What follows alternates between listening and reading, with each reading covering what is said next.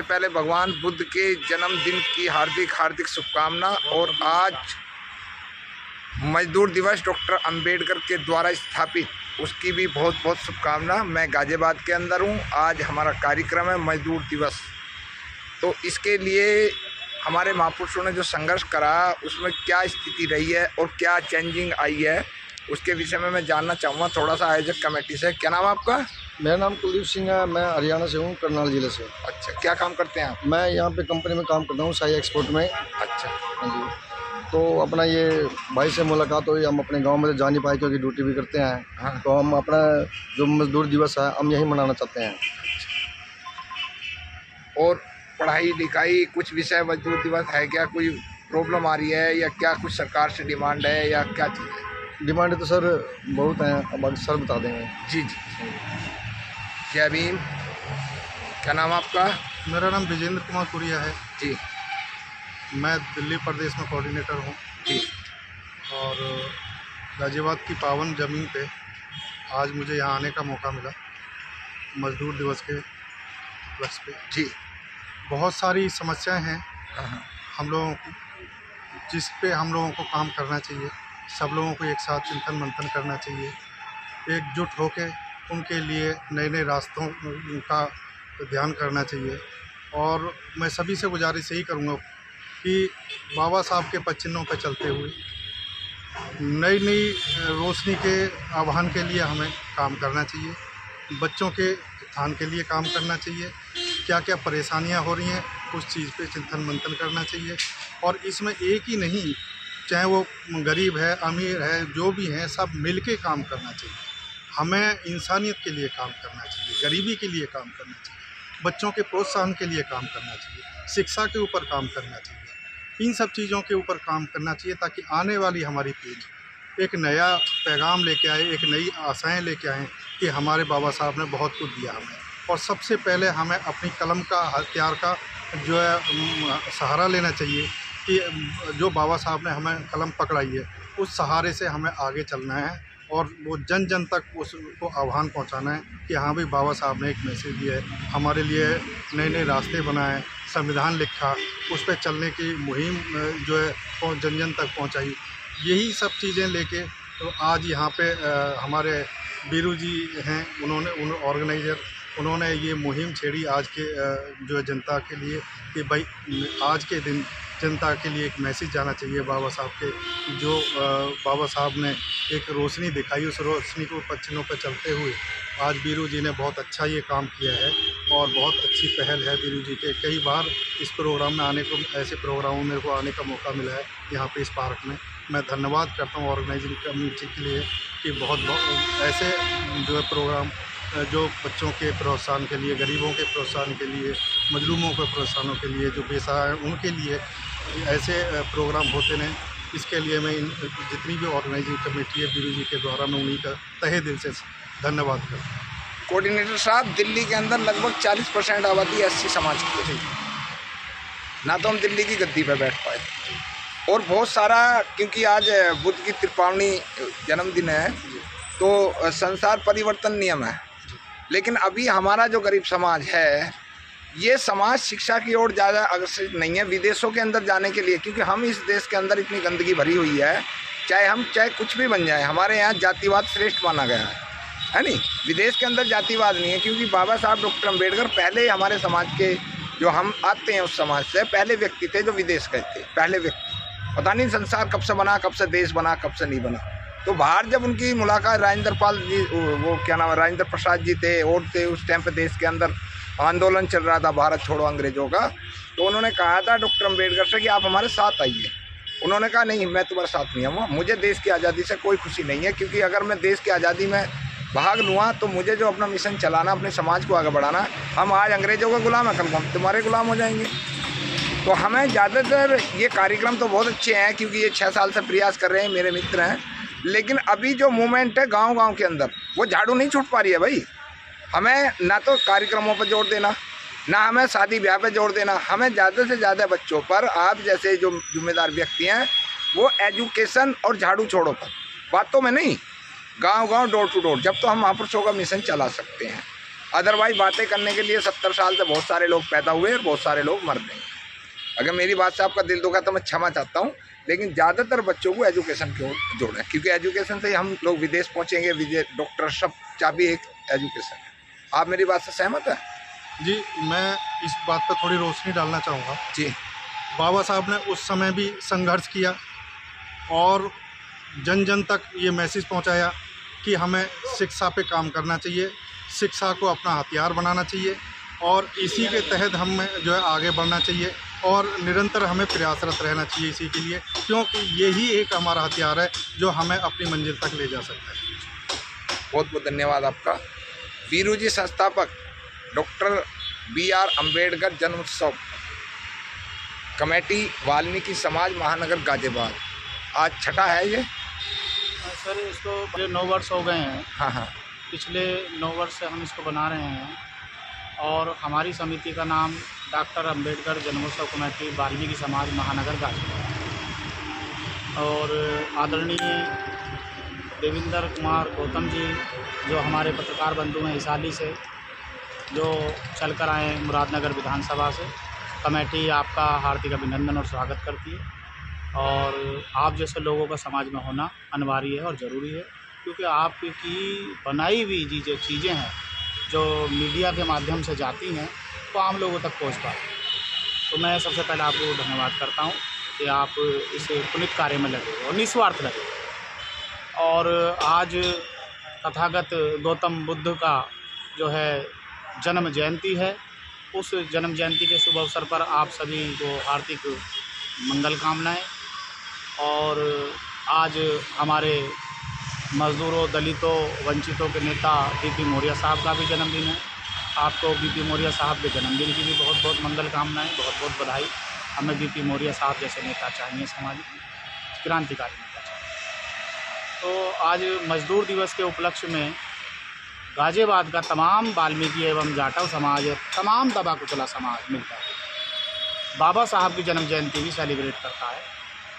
और क्योंकि बाबा साहब ने मज़दूरों के लिए बहुत कुछ किया और चूँकि बाबा साहब भी मज़दूर के बेटे थे, भारत के अंदर सबसे पहली कंपनी ईस्ट इंडिया कंपनी थी, उसके अंदर उनके दादाजी जो थे घोड़ों के अस्तबल में बतौर वहाँ सफाई कर्मचारी थे। फिर उनके पिताजी रामजी सूबेदार वो वहाँ पर सूबेदार हुए। फिर बाबा साहब तीसरी पीढ़ी जाकर वो पढ़ लिख कर उन्होंने देश का निर्माण किया आपके सामने। तो अब जो सरकारें हैं, सरकारें मज़दूरों की ओर देख रही हैं और परिस्थितियाँ बहुत ही विषम हो गई हैं। जब पहले पूर्व की सरकार होती थी तो एक सफाई कर्मचारी जो समाज में और देश में जहाँ सबसे नीचे का तबके का मज़दूर कहलाया जाता है, जो छुआछूत की नज़र से भी और गंदगी की नज़र से भी और समाज में सबसे बहिष्कृत माना जाता है उसका, और उस मज़दूर की आज हालत दयनीय हो गई है।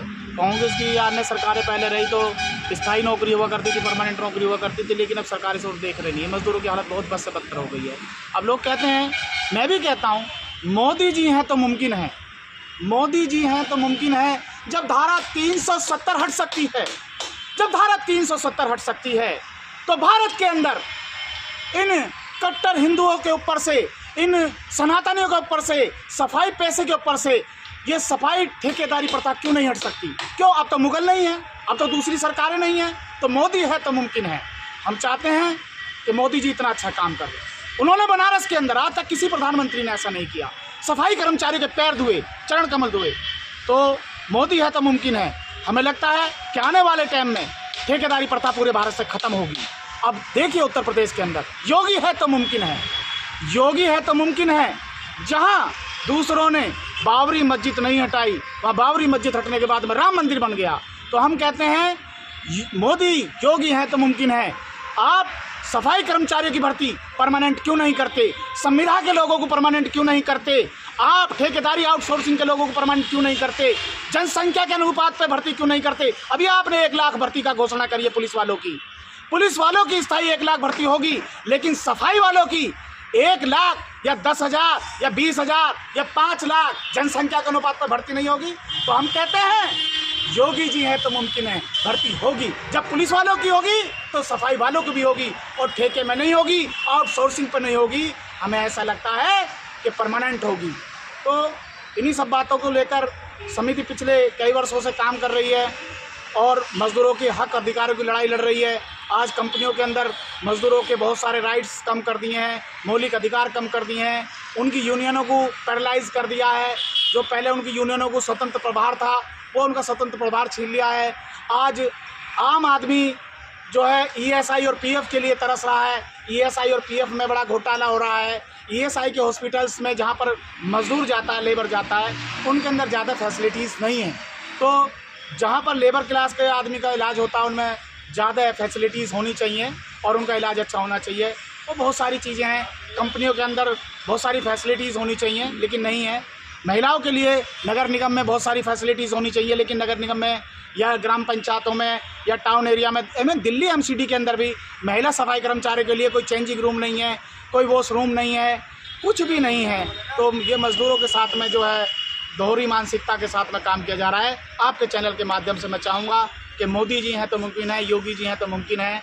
आप 9 साल से जयंती मना रहे हैं, मजदूर दिवस मना रहे हैं, फ़र्क क्या चेंज आया? लोग कितने जुड़े आपसे देश के अंदर, कितने नहीं जुड़े, कितनों ने आवाज़ सुनी? बात ये है, फ़र्क ये आया है कि पहले लोग बहुत कम मात्रा में जुड़े और धीरे धीरे जब हम आम लोगों के पास पहुंचते जा रहे हैं,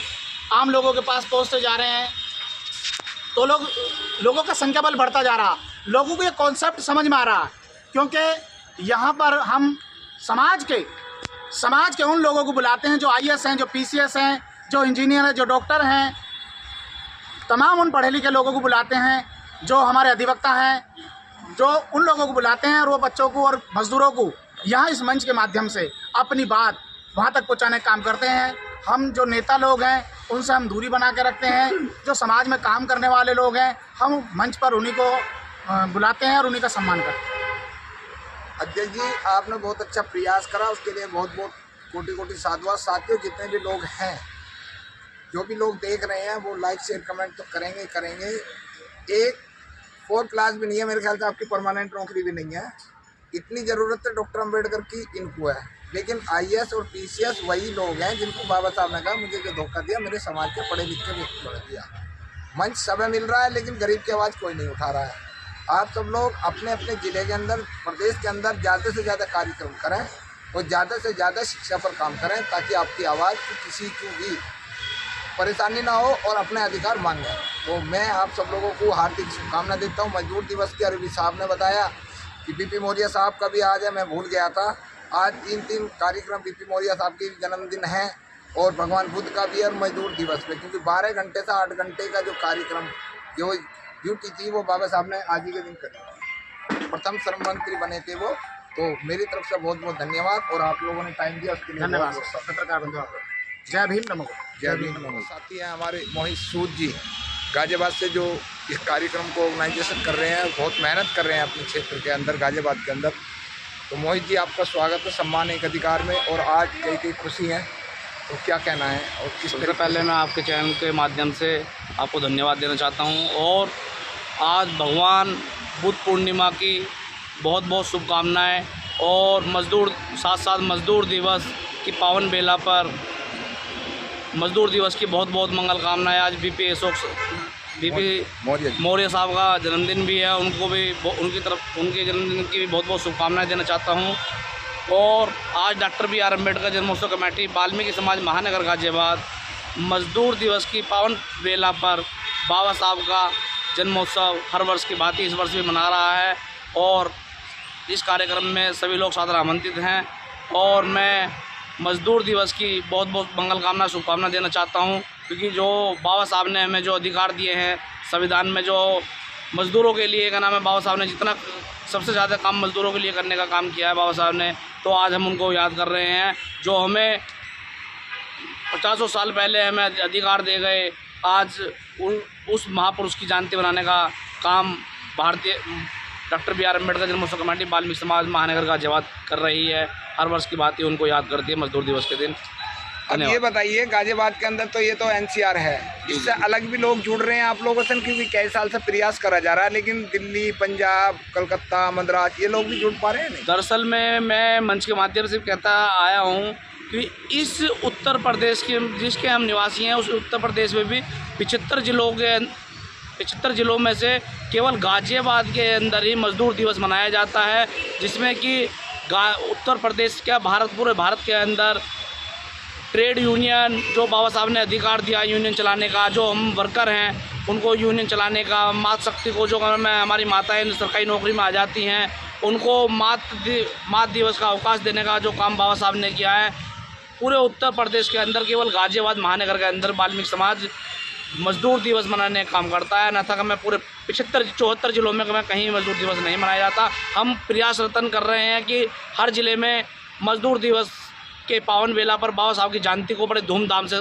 के साथ में खासकर वाल्मीकि समाज और उनके में जो सरकारी नौकरी के अंदर है वो मनाने का काम करें, ये हमारा प्रयास है जी। इसमें जो सफलता क्यों नहीं मिल पा रही, कारण क्या बन रहा है? इसमें दरअसल में क्या है, इस कार्यक्रम में हम दिल्ली, पंजाब, हरियाणा और उत्तर प्रदेश के अनेकों ज़िलों से हम अपने अतिथियों को आमंत्रित करते हैं। इस कार्यक्रम में हम ये दिखाना चाहते हैं कि जैसे गाज़ियाबाद के अंदर मज़दूर दिवस के मौके पर बाबा साहब को याद किया जाता है, ऐसे ही हर ज़िले में, हर राज्य में बाबा साहब को याद किया जाना चाहिए 1 मई मज़दूर दिवस के दिन, क्योंकि बाबा साहब ने जो मज़दूरों के लिए किया है वो अभी तक इतना काम बाबा साहब ने रात दिन मज़दूरों के लिए किया है। पर आज का जो हमें वर्कर है जो सरकारी नौकरी में नौकरी लगने के बाद में बाबा साहब को भूलने का काम करता है, और जो सीटों में बैठे हैं वो भी बाबा साहब को आज के दिन भूलने का काम करते हैं। जिनको मृतक आश्रित में नौकरी मिल जाती है उन बच्चों को मैं वो को याद नहीं कर पाते।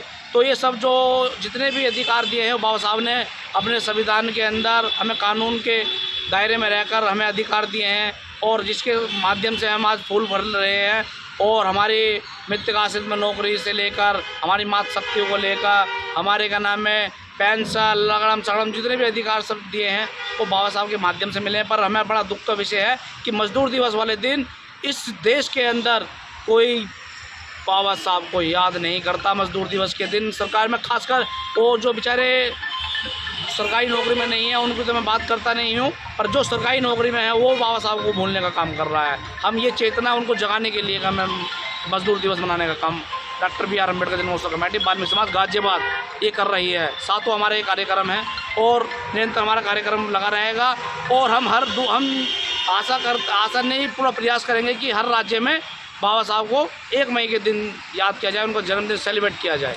धन्यवाद आपको बहुत बहुत।